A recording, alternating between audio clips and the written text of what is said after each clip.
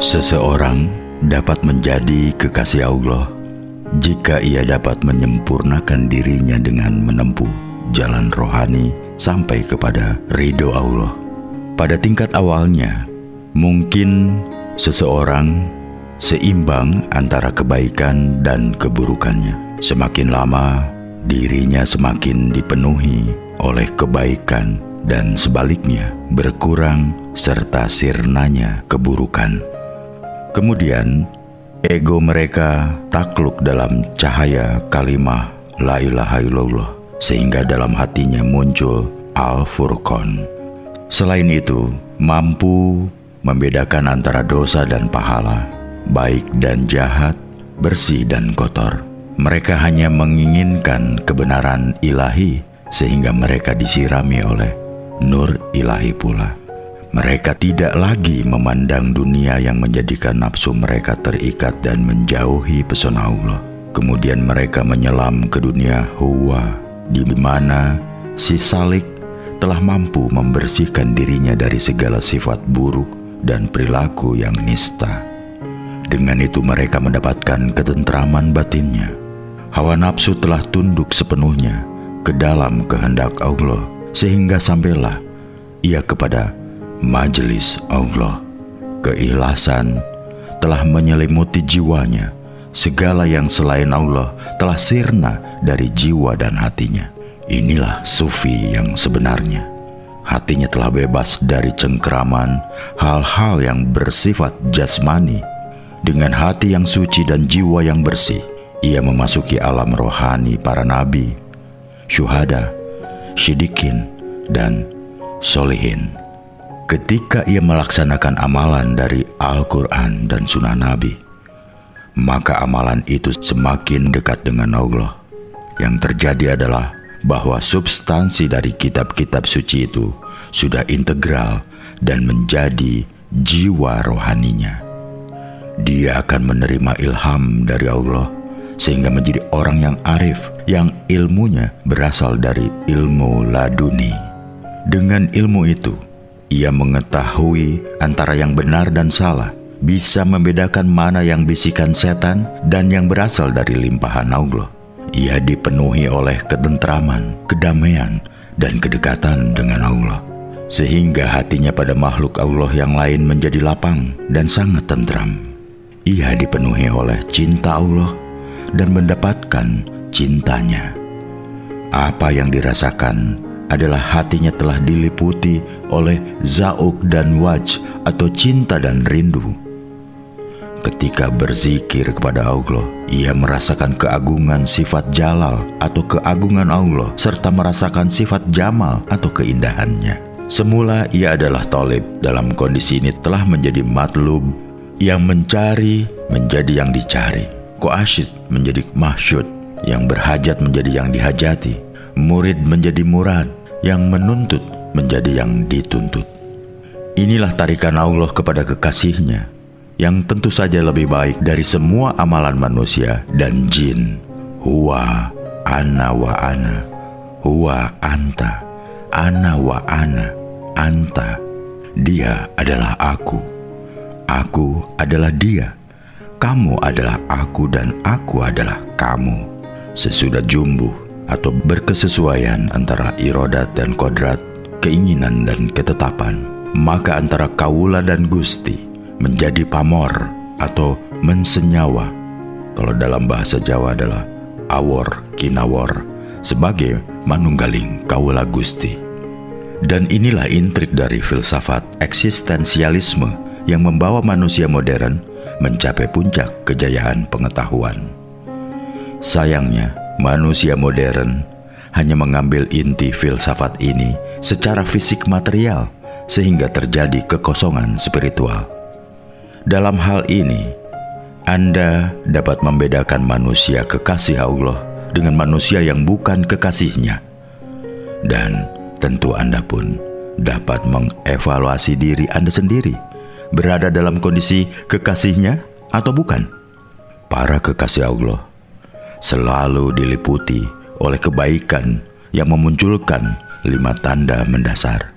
Yang pertama, hati yang lembut sehingga Orientasi ibadah fisiknya selalu tertuju bagi keselamatan dan kenyamanan orang lain, karena dirinya sudah berada dalam kesatuan dengannya, sehingga tidak perlu khawatir lagi. Menurut Nabi Muhammad, tidak pernah takut dan khawatir lagi tentang dirinya, karena Allah selalu sudah bersama, menyatu dengan kita. Yang kedua, suka meneteskan air mata penyesalan karena dosa atau setitik noda yang dilakukan, atau terbersit dalam hati, terutama ketika kemanusiaannya mengalahkan kesejatian keilahiannya. Yang ketiga, zuhud, yaitu tidak mementingkan kepentingan duniawi dengan segala kekayaan dan kemegahannya yang menjadi hijab terbesar bagi perjalanan spiritualnya. Yang keempat, tidak memiliki angan-angan kosong tentang dunia. Angan-angan kosong ini adalah perkiraan bahwa di dunia ini merupakan kehidupan dan sesudahnya alam kematian, yang sesungguhnya adalah dunia alam kematian spiritual, dan sesudah alam dunia itulah nanti manusia menemukan kehidupan sejati dan abadi. Yang kelima, memiliki kesadaran yang tetap terhadap Allah, yaitu menjaga kemanunggalannya. Para kekasih Allah juga diliputi oleh 4 sifat yang selalu melekat. Yang pertama, bisa diberi amanah. Yang kedua, suka menepati janji. Yang ketiga, tidak pernah berdusta. Dan yang keempat, dalam berbicara dan berhubungan dengan sesamanya tidak kasar dan tidak menyakiti. Sedangkan orang yang bukan kekasih Allah akan diliputi oleh noda dan dosa yang memunculkan 5 tanda mendasar. Yang pertama, hati yang keras sehingga dunia menyilaukannya. Yang kedua, mata yang tidak pernah dan sulit meneteskan air mata karena tidak pernah memiliki rasa menyesal dengan dosa dan noda keburukan yang ada dalam dirinya. Yang ketiga, terlalu mencintai dunia dan hal-hal keduniaan, tidak menyadari peran sesungguhnya di dunia. Yang keempat, banyak berangan-angan kosong tentang kehidupan dunia. Yang kelima, tidak memiliki kesadaran yang tetap dan kurang memiliki rasa malu terhadap Allah. Mereka juga memiliki sifat utama. Yang pertama, tidak begitu amanah. Yang kedua, masih suka mengingkari janji. Yang ketiga, berdusta. Dan yang keempat, dalam berbicara dan menjalin hubungan kemanusiaan kadang kasar dan menyakitkan hati. Kita juga harus memahami bahwa sufiolog berbeda dengan sufi. Orang-orang yang mengkaji tasawuf dalam mendapatkan penafsirannya sendiri atau disebut sebagai ahli tentang sufi sering disebut mutasawifah atau sufiolog atau ilmuwan tentang sufi. Meskipun orang seperti ini mungkin saja memiliki sejumlah besar informasi tentang sifat-sifat sufi dan kesufian, namun mereka belum tentu dapat mengenal dengan baik kaum sufi. Mereka tidak otomatis memiliki sifat-sifat sufi atau dapat mengetahui bahwa kaum sufi melihat dengan mata hati. Para anggota Wali Songo di Indonesia pada masa awal pengembangan Islam di abad ke-14 sampai 16 Masehi kebanyakan adalah para sufiolog. Oleh karena itu, hasil temuan dan pernyataan mereka tentang tasawuf kemungkinan tidak berlaku bagi kaum sufi sendiri. Walaupun hasil ilmiah dan berbagai pernyataan mereka sangat menarik dari sudut pandang ilmu pengetahuan sufi atau ilmu tasawuf. Hal itu dikarenakan hanya orang yang sempurna perjalanan rohaninya saja yang mampu menyadari hakikat. Dan kaum sufi berupaya sekuat-kuatnya untuk mencapai kesempurnaan. Kaum sufi memiliki prototipe sebagai teladan dan perwujudan manusia sempurna dalam alam kasar, yaitu Nabi Muhammad dan Ali bin Abi Thalib. keponakan dan gerbang semua ilmu Nabi Muhammad. Mereka juga memiliki kaca cermin pada para ulama dan wali sufi yang telah mencapai berbagai tingkatan kesempurnaan. Hanya saja, untuk proses perjalanan rohani yang sempurna, model yang paling tepat adalah Ali, karena anugerah Allah untuk Nabi Muhammad menjadi hal yang tidak terjangkau bagi proses alamiah perjalanan rohani manusia menuju Allah. Oleh karenanya, sering muncul pertanyaan, mengapa Ali dalam kedudukannya sebagai murid Nabi yang harus dipandang sebagai teladan manusia sempurna yang bisa diikuti jalan rohaninya dan bukan Nabi Muhammad sendiri? Sesungguhnya, kaum Sufi yakin bahwa Nabi Muhammad adalah perwujudan kesempurnaan tertinggi. Dan kesempurnaan ini merupakan pemberian Tuhan yang disempurnakan dalam alam kemanusiaan. Sedangkan Ali mencapai kesempurnaan dan keguruannya melalui pengalaman menjadi murid Nabi dari perspektif sebagai murid yang manusiawi dan natural. Inilah Ali memberi teladan sempurna bagi kaum Sufi. Di sini Ali mampu menjadi Sufi sekaligus Sufiolog, sedangkan generasi berikutnya sangat jarang yang mampu menduduki dua keahlian itu sekaligus.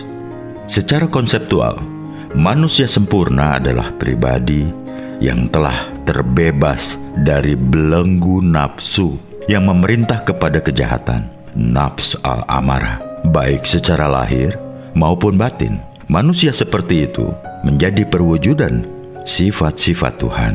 Karena telah menyatu dengan yang maha mutlak, dia terbebas dari kenisbian aku dan kami. Dia adalah cermin yang memantulkan Tuhan dengan sempurna. Jika orang memandangnya, maka yang terlihat dan terbesit dalam jiwa hanyalah hakikat mutlak. Apakah mungkin menjadi manusia sempurna? Inilah pertanyaan yang selalu menggoda manusia untuk mempertanyakan dan membuat konsep tentangnya. Para Sufi menjawab, ya, pasti mungkin.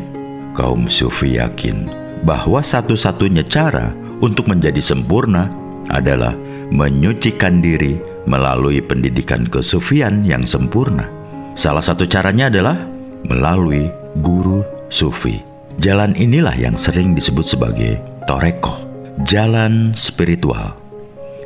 Dan untuk menjalankan pendidikan ini, pertama-tama harus mematuhi syariat. Pada akhir Torekoh, orang-orang tiba di ambang hakekoh atau hakikat. Nabi sendiri pernah mengemukakan, syariah adalah ucapanku, Torekoh adalah perbuatanku, dan hakikoh adalah keadaanku. Maka janganlah Anda hanya terjebak oleh berlimpahnya ilmu tasawuf yang dikuasai, bangga dengan keahlian berupa ilmu tasawuf yang mungkin hanya Anda dapatkan dari ratusan atau ribuan buku dan kitab tasawuf. Namun, jadikanlah diri Anda sebagai sufi. Jangan sebatas sufiolog. Syekh Siti Jenar menyebut kelompok itu sebagai orang yang mengetahui namun tidak mengalami, hanya sebagai manusia yang menjual kewalian. Kecintaan kepada Allah, yaitu semua gerakan menuju jalan rohani, adalah kehendak Allah. Quran Surat Al-Baqarah. Kecintaan kepada Allah ini disebut tolab, seruan dari pihak Allah, sekaligus pula pencarian dari pihak manusia. Tolab adalah kekuatan yang membantu dan mendorong seorang sufi ketika dia bergerak menuju kesempurnaan. Tolab menimbulkan rasa tidak puas pada dirinya terhadap keadaannya yang sekarang, yang mendorongnya untuk mencari sebuah keadaan rohani yang damai. Walaupun dorongan ini bagi Allah yang aktif di dalam si pencari, namun seorang sufi tetaplah penting untuk memiliki seorang pembimbing dan menenggelamkan diri dalam mencari ilmu pengetahuan sebagai perwujudan lahiriah dan kehendak Allah. Akhirnya tolab mendorong seseorang untuk merasakan kedamaian pikiran dan tumbuhnya perasaan aman dan tenang. dalam tahapan yang lebih tinggi. Tolap menjadi usaha untuk mencapai keindahan, kebaikan, dan kesempurnaan yang kekal, yang ingin direngkuhnya untuk selama-lamanya. Disinilah ia menjadi seorang fakir, orang yang memiliki kebutuhan spiritual yang harus dipenuhinya semaksimal mungkin hingga titik puncaknya. Dalam menempuh perjalanan spiritual ini, seseorang dapat melalui dua cara. Yang pertama, melalui rahmat Allah. Di dalamnya Allah menaklukkan seorang hambanya untuk mencabut dirinya sendiri dengan menganugerahkan hadiratnya. Orang yang dicabut dengan cara ini disebut majjub, yaitu orang yang terpesona. Hanya saja ini jarang terjadi. Yang kedua, melalui pembelajaran dengan menjadi pengembara atau salik di jalan spiritual. Inilah jalan jihad, seperti yang difirmankan Allah. Dan orang-orang yang berjihad untuk kami, benar-benar akan kami tunjukkan jalan-jalan kamu. Quran Surat Al-Ankabut. Kedua cara itu dapat mengantarkan seseorang kepada samudra ma'rifatullah. Hanya saja keberhasilan melalui dua cara itu tidak dapat menjadikan pelakunya sebagai guru sufi. Dalam arti, keberhasilan dan pengalamannya menjadi subjektif. Kalau ingin menjadi sufi dan guru sufi, ia harus berangkat dari tingkatan keterpesonaan, zatbah, menuju tingkatan pengembaraan, suluk, atau sebaliknya. Paduan keduanya ditambah dengan pembelajaran melalui guru sufi atau melalui ijazah, barulah akan menjadikannya sebagai sufi dan guru sufi. Dan inilah orang yang sempurna itu. Karena untuk menjadi guru, ia harus pernah menempuh jalan spiritual serta telah mengenali jalan itu sebelum dia dapat membimbing orang lain.